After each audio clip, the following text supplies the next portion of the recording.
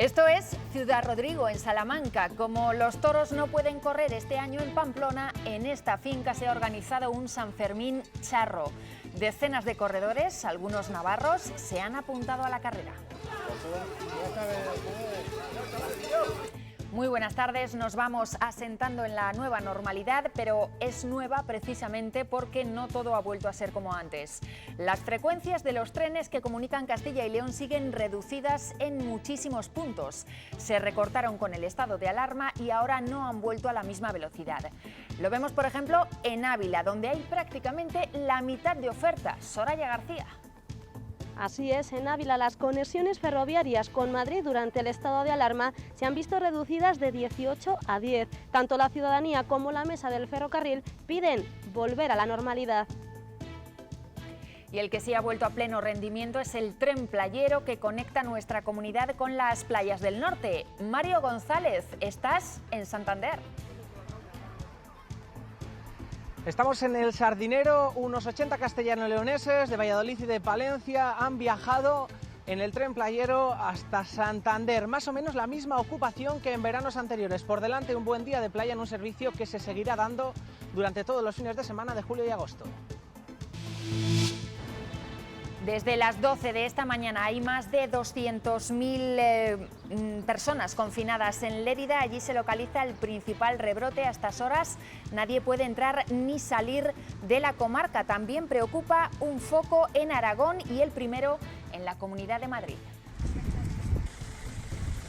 Y varios profesionales del SAMUR de Madrid se asentaron en Soria y en Segovia en la época más dura del coronavirus. Vinieron a prestar ayuda y hoy se lo agradecen, como van a ver. En la provincia soriana están descubriendo varios rincones como el cañón del río Lobos, en una situación mucho más amable de la que vivieron hace meses en uno de los focos del COVID. Hoy ha sido una noche fresca en el norte, donde se ha vuelto a bajar de los 10 grados, pero las temperaturas ya están subiendo y volveremos a superar los 30 en prácticamente toda la comunidad. El calor se intensifica mañana domingo.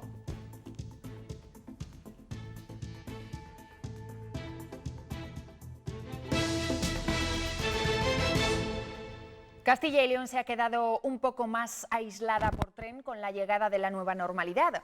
Se acabó el estado de alarma, pero las frecuencias ferroviarias no han vuelto a ser las mismas.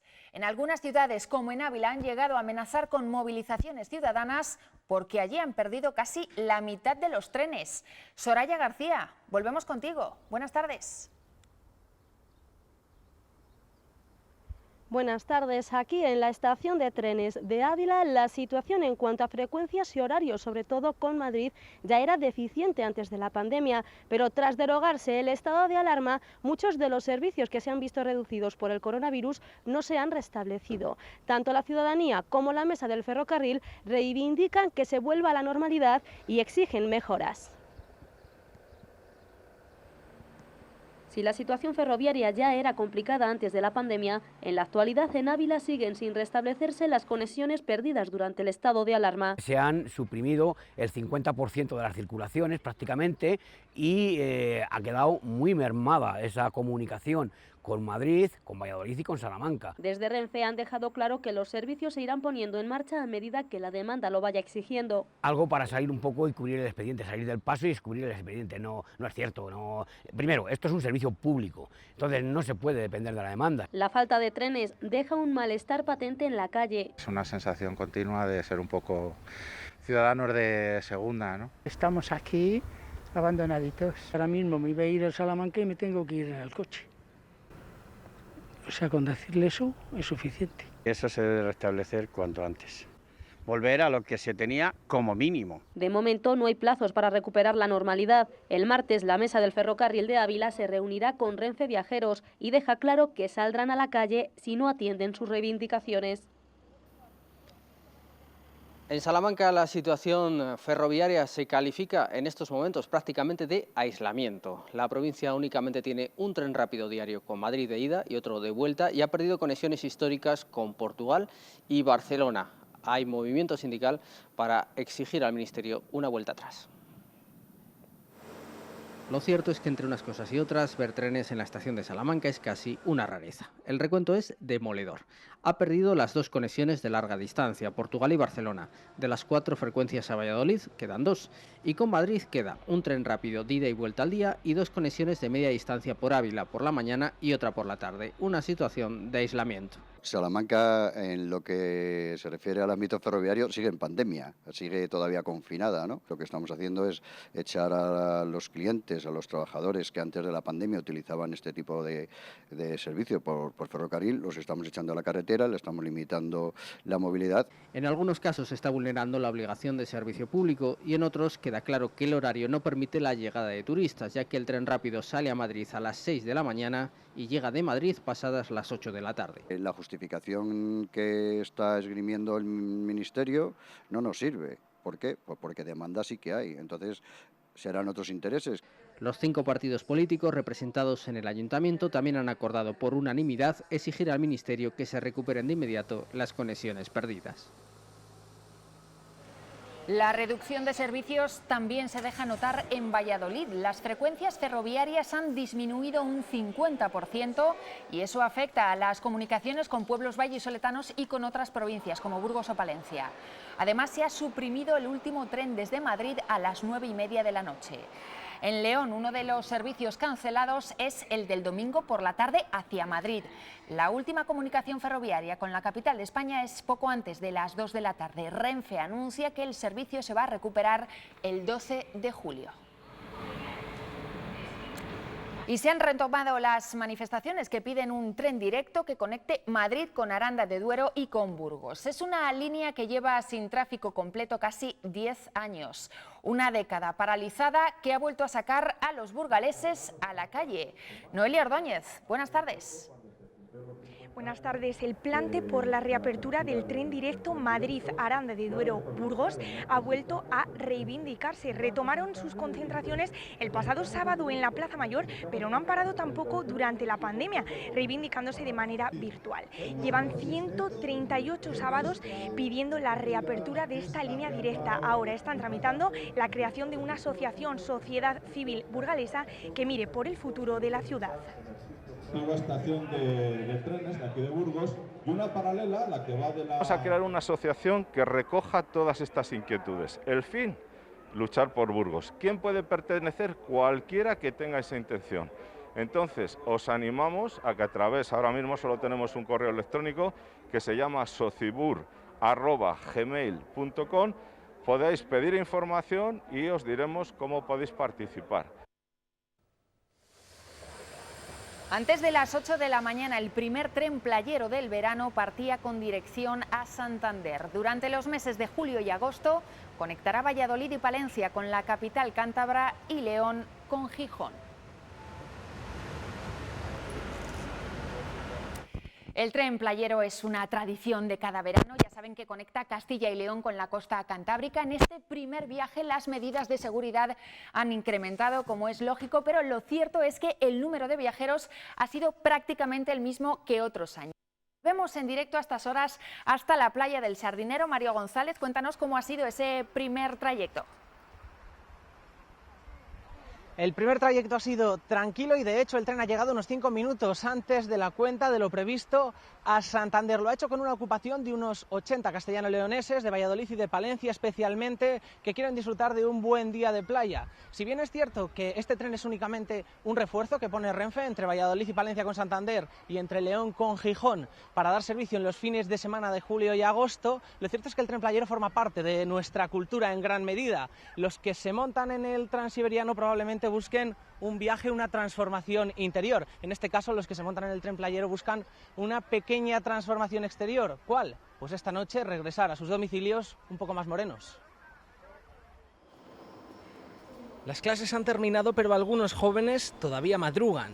Nos apetece ya irnos a dar un baño y todo, ya se han acabado las clases. ¿Un billete ida y vuelta para el tren playero? Son 31 euros. El tren playero inicia hoy una ruta que acercará el mar a los castellano-leoneses. Y voy a pasar 4 días con unas amigas y nada, a ver qué tal nos hace. Pasear, relajarnos y ir a la playa. Eso sí, es el Cantábrico. 15 grados y luego va a subir un poco la temperatura a 22, 23. A las 5:23. La mascarilla, la medida más visual contra la COVID, disgusta a algunos clásicos. Vamos viniendo 40 años y el peor del COVID-19. Buenos días. Un libro, unas cartas o una pequeña oración al dios del sueño para despertar 3 minutos antes de la cuenta. Ya es Santander. Sobre todo vemos el paisaje que nos encanta, escuchar música y leer un rato también. Y de la estación al Sardinero. Y en la playa la ilusión de olvidarse del reloj, al menos hasta que el tren tenga que regresar. El fin de semana arranca mal en las carreteras otra vez. 2 personas han muerto y un joven de 20 años ha resultado herido en un accidente en la Nacional 120 a la altura de San Mamés de Campos, en Palencia. El siniestro ha ocurrido hacia las 4:30 de la madrugada. El turismo se ha salido de la carretera y ha volcado. Los negocios más cercanos a la frontera con Portugal han tenido un parón económico cercano al 80% durante el estado de alarma. Con la apertura del paso esta semana, el incremento del trabajo ha sido notable ya. Cristina Calvo, buenas tardes. Buenas tardes. La apertura de la frontera con Portugal ha supuesto la reactivación económica de muchísimos negocios transfronterizos. Un claro ejemplo es este área de servicio que se encuentra en la provincia de Zamora, a escasos kilómetros con la frontera de Portugal. Durante el estado de alarma, con la frontera cerrada, han estado trabajando 7 personas. Desde el pasado miércoles, cuando se ha abierto la frontera, lo hacen 16. Este área de servicio vive fundamentalmente de los portugueses que trabajan en Francia o Suiza y que con la llegada del verano vuelven a sus lugares de origen para pasar las vacaciones.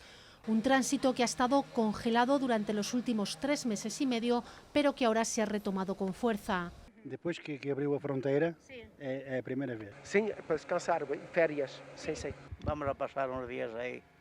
Tenemos casa en Portugal y vamos a pasar unos días. A pasar las vacaciones. Sí. Y ver un poco los abuelos y esto todo. Bueno, a pasar unos días en casa, ¿no? Sí. Esto supone un alivio para todos los negocios que viven del movimiento transfronterizo. Ya empiezan a pasar del extranjero, de Portugal y de Francia, Suiza. Ya se nota bastante, sí. El parón económico para ellos ha sido notable. Calculan que del 80%, pero esperan recuperarse este verano con las fronteras ya abiertas. Los rebrotes han hecho que Cataluña también tenga que dar marcha atrás en el confinamiento. La Generalitat ha ordenado hoy cerrar una comarca de Lérida, donde volverán a estar restringidas las entradas y las salidas de ese territorio. Andrea Magdalena, cuéntanos. Sí, María, se trata de la comarca de Segrià. Allí unas 200.000 personas van a tener que volver a confinarse de nuevo por esos 8 rebrotes que se han detectado en la zona. También preocupa, aparte de ese foco de Lérida que ven ahí en el mapa, con 130 personas contagiadas, otro que ha habido recientemente en Madrid. De momento solo hay 5 personas infectadas en el entorno de una empresa. Y también nos fijamos en Castilla y León, en el foco que hay ahora mismo en Valladolid capital, 39 personas infectadas que se han contagiado en el Hospital Río Ortega de Valladolid. En total, en el conjunto de nuestro país ahora mismo hay 44 focos activos. La comarca del Segrià, en Lérida, vuelve a cerrarse. Hem decidit confinar degut a unes dades que confirmen un creixement massa important del número de casos de contagi. Se restringe la entrada y salida de la zona y quedan prohibidas las reuniones de más de 10 personas. De momento la medida no tiene fecha límite. En esa provincia, en Lérida, ya han levantado un hospital de campaña para atender a más pacientes.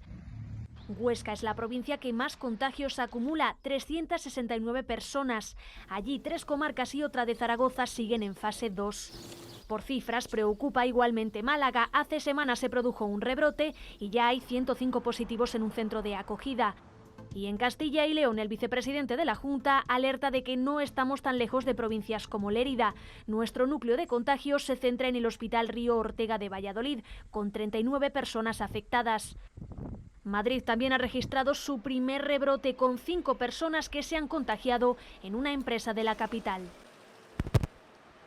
Bueno, pues veremos cómo van evolucionando esos rebrotes. Mientras tanto, aquí en Castilla y León, el nivel ocupacional de la las UCIs sigue bajando. Andrea, ¿cuántas personas hay ingresadas ahora mismo?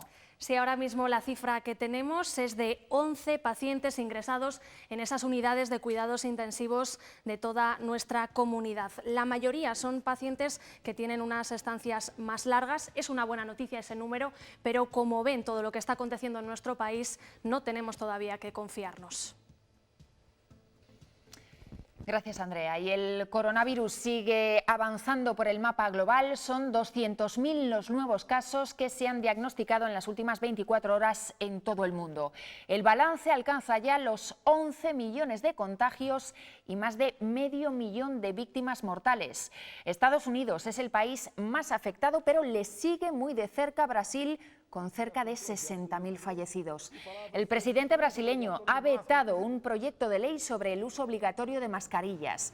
Bolsonaro no quiere que se exijan ni en comercios, ni en escuelas, ni en las iglesias.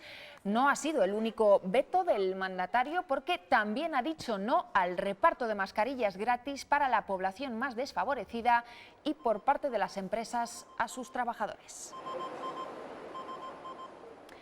Y de vuelta a casa, los médicos de toda España estaban convocados hoy a manifestarse por sus derechos y exigir mejoras en el sistema sanitario. Piden a las administraciones que apuesten realmente por ellos y que mejoren definitivamente sus condiciones laborales. En Castilla y León se han concentrado en Valladolid, Enar Valerio. Buenas tardes. ¿Qué más demandan? Buenas tardes. Pues piden, entre otras cosas, por ejemplo, que se acabe con las listas de espera tan largas en cirugías y en pruebas generales y, sobre todo, con los contratos temporales y precarios que muchos encadenan durante años. Quieren también que se pueda prolongar el tiempo que dedican a cada paciente en las consultas y también que puedan disponer de un tiempo más razonable tras sus guardias. En definitiva, lo que los médicos piden es que se dignifique su profesión. Consideran que la crisis sanitaria se remonta ya a 2008 y que se vive esta situación en la sanidad pública desde hace 12 años. Consideran también que la pandemia ha sido simplemente la gota que ha colmado el vaso y se han sentido totalmente desprotegidos y desasistidos por las administraciones y por eso levantan la voz.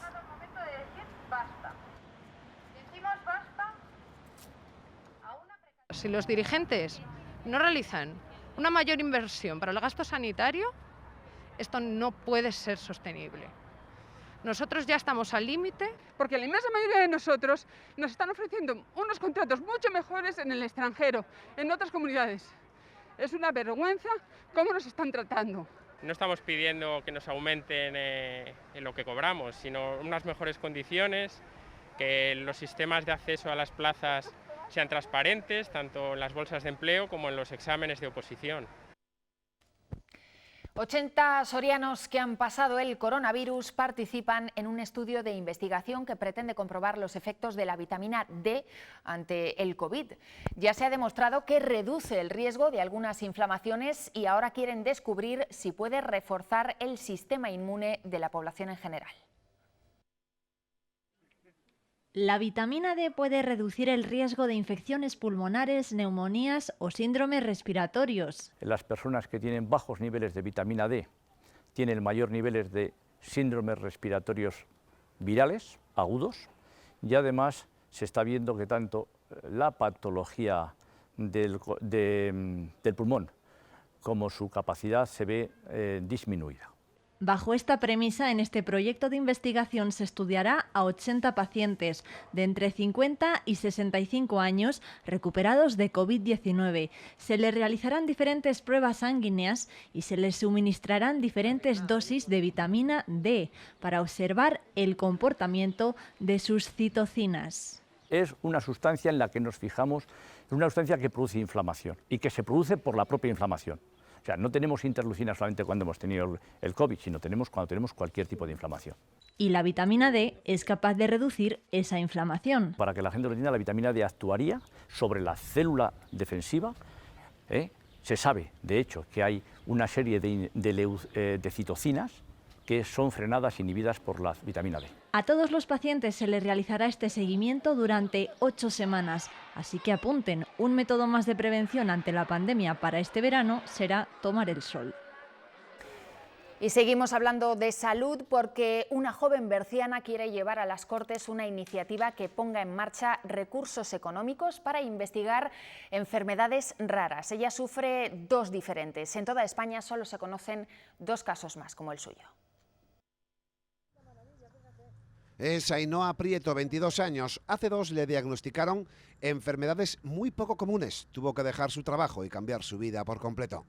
Tengo el síndrome de Wilkie y el síndrome del cascanueces. Wilkie es una compresión entre la aorta y la mesentérica superior que comprime el duodeno, y cascanueces es una compresión en la vena renal que comprime la cava.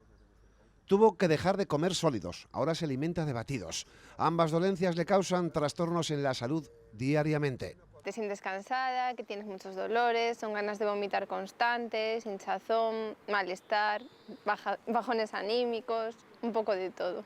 En la plataforma digital osoigo.com ha conseguido más de 500 firmas para llevar una iniciativa a las Cortes de Castilla y León, para que se investigue y se logre una solución.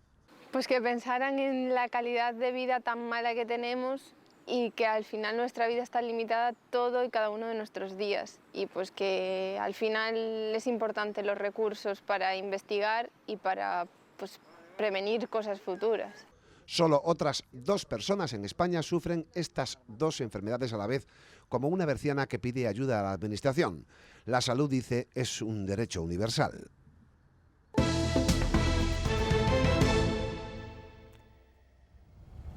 Más de 1.900 solicitudes se han presentado a la Junta de jóvenes que quieren incorporarse al campo o de agricultores y ganaderos que van a modernizar sus instalaciones.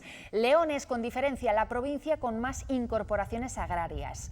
El Gobierno regional destina más de 90 millones de euros para esas 2 partidas, ayudas que primarán los proyectos llevados a cabo por mujeres rurales o los que planteen, por ejemplo, agricultura ecológica. Pueden llegar al 80% del total de la inversión. Para la mayoría de los jóvenes no es fácil dejar un trabajo fijo en la ciudad para dedicarse al campo a jornada completa, pero unos pocos se atreven. Es el caso de Diego Esteban, un segoviano que ha decidido seguir el oficio familiar y dedicarse a la agricultura. Carlota Muro.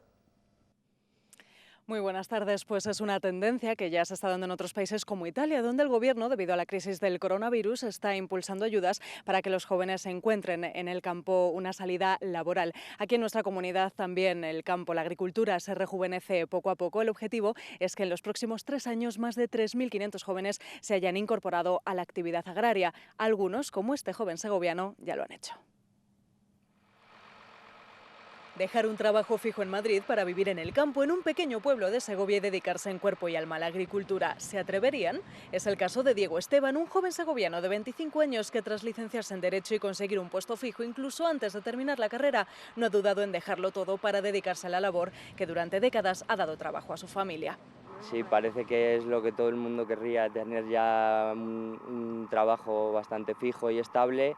Pero cuando esto te gusta tanto, pues el campo es lo que tiene. Ahora lleva unas 200 hectáreas en las que cultiva cereal y está empezando a introducir algunas novedades. Eso sí, a regañadientes con su padre, también agricultor, que no quiere que se pierda la forma de hacer más tradicional. Aquí pues la agricultura es muy familiar, muy tradicional, y falta un poco de profesionalización que va a venir con todo eso. Al final, si nos vamos quedando gente joven por aquí, pues impulsar un poco esa innovación, hacer más sostenible también lo que hablamos, por ejemplo, de la inversión. Hay que conseguir un equilibrio en todo eso para que haya mayor rentabilidad, y eso se consigue principalmente con innovación. Este año, nos cuenta, se está dando una buena cosecha, la mejor de los últimos años, aunque aún deberán hacer frente a una guerra de precios. Son los avatares de una profesión que poco a poco se va rejuveneciendo. Una granja dedicada a la producción de insectos y de abono orgánico ha sido la idea ganadora del programa Explorer. 2 estudiantes de la Universidad de Salamanca plantearon un proyecto innovador pero fácil de introducir en el medio rural. Quieren transformar residuos agroalimentarios y hortícolas de la zona en larvas vivas y secas. Además, con esta idea, la generación de residuos sería inexistente. Imposible, ¿sabes? No te podemos hacer venir. Claro. Y luego nos pasaba... Queríamos vivir en un entorno rural, pero no dejar atrás nuestra profesión y nuestra cualificación. Entonces, estábamos buscando desarrollar un proyecto que pudiese tener ese carácter innovador, que que fuese fácilmente introducible en el medio rural y que además fuese pues respetuoso con el medio ambiente. La caída del consumo de cerveza en un 40% durante el confinamiento ha afectado a los productores de lúpulo. La provincia de León acapara más del 90% de este cultivo en toda España. Ahora los productores están pendientes de la renovación de los contratos con las compañías que actúan de intermediarias con la gran industria cervecera. Jesús Rodríguez. La provincia de León acapara más del 90% de la producción de lúpulo en toda España, la materia prima para la producción de cerveza. La caída del consumo durante la pandemia también ha impactado en los productores aquí en la comarca del Órbigo. La pandemia supuso un frenazo al consumo de cerveza con el cierre de restaurantes y bares, y ahora los productores de lúpulo, alrededor de 130 en la provincia de León, tienen la duda de qué pasará con la renovación de contratos con las compañías intermediarias con la gran industria cervecera. Nosotros tenemos contratos a largo plazo con comercializadoras, que son las que luego venden ese lúpulo peletizado a las cerveceras, pero la negociación de nuevos contratos, pues en este momento, hasta que no se resuelva la situación, está paralizada. Los tiempos han cambiado para los cultivadores del que se conoció como el oro verde en los años 70, con la provincia de León como centro neurálgico, aunque en zonas como esta del Órbigo mantiene sus explotaciones. Y ahora pues llevamos unos 10 años que nos mantenemos entre las 500-550 hectáreas. Y bueno, es una situación que no es la ideal de los años 70-80, pero estamos en una situación yo creo que favorable para que esto pueda comenzar a despegar. El frío de junio afectó a esta cosecha en la Milla del Río. Ahora se está pendiente del arrancado de las plantas, que se realizará en septiembre.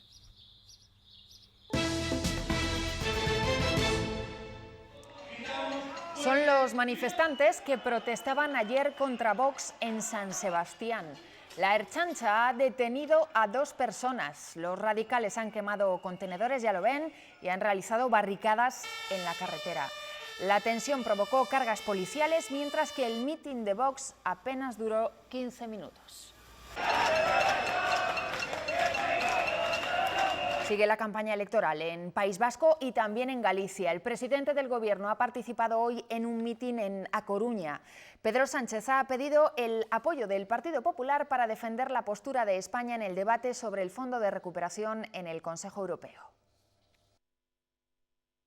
La posición del Partido Popular, si triunfa en Europa, España pierde.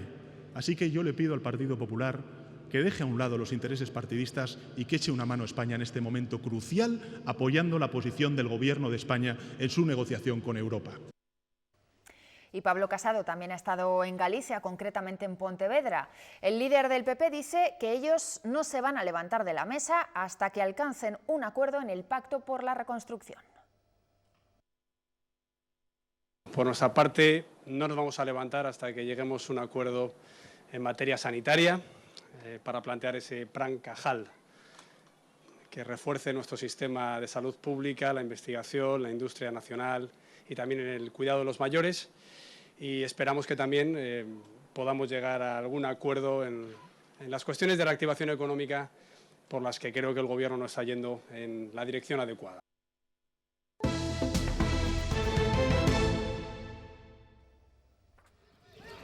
Este encierro que ven ha tenido lugar esta mañana en una ganadería salmantina, toda una recreación de los Sanfermines. Hasta allí, además, se han desplazado los corredores más fieles de Pamplona.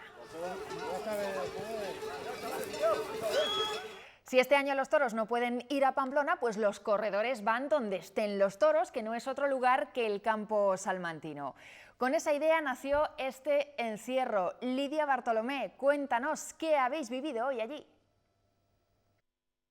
¿Qué tal? Muy buenas tardes. Pues lo que hemos vivido hoy en esta ganadería salmantina de Juan Cruz lo podemos definir como algo histórico y como el encierro más atípico de los Sanfermines. No ha tenido lugar por las calles de Pamplona, sino en el campo charro, pero eso sí, no le ha faltado detalle, porque hasta aquí han venido 50 corredores profesionales y ha estado presente hasta San Fermín. Y pedimos por ser nuestro patrón. Puede parecerlo, pero no, ni es 7 de julio ni tampoco es Pamplona, pero había quien no quería quedarse este año sin vivir los Sanfermines. Por eso el ganadero salmantino Rafael Cruz quiso organizar en su finca este atípico histórico encierro. Trataba de hacer un homenaje a San Fermín y me levanté un día y dije, hay que hacer un encierro. Y entre los corredores, muchos de los que vemos año tras año en la Cuesta de Santo Domingo, en la Curva de Mercaderes o en Estafeta. Llevo corriendo el encierro en Pamplona, pues la friolera de... Contando con el encierro chiqui, pues toda la vida, más de 30 años. Y a pesar de ser en el campo, a este encierro no le ha faltado de nada, tampoco el riesgo y la emoción. Genial, o sea, lo que es un encierro, ¿no? Con mucho peligro, con emoción. Momentos inolvidables que recordarán siempre, y más porque todos creían que este verano no se pondrían ya delante de un toro. Pero tener la posibilidad de revivir, salvando las distancias, pero de revivir algo parecido, pues ha sido y está siendo realmente emotivo. Un pequeño consuelo hasta que llegue el 7 de julio de 2021 y por fin este grito vuelva a resonar en las calles de Pamplona. Y un grupo de voluntarios y profesionales sanitarios del SAMUR de Madrid ha vuelto a Soria por unos días, pero no para intervenir en residencias y en hospitales, como hicieron en los peores momentos de la crisis sanitaria, sino para disfrutar y descubrir algunos parajes de la zona. Tú estás en uno de ellos, Fernando Orte.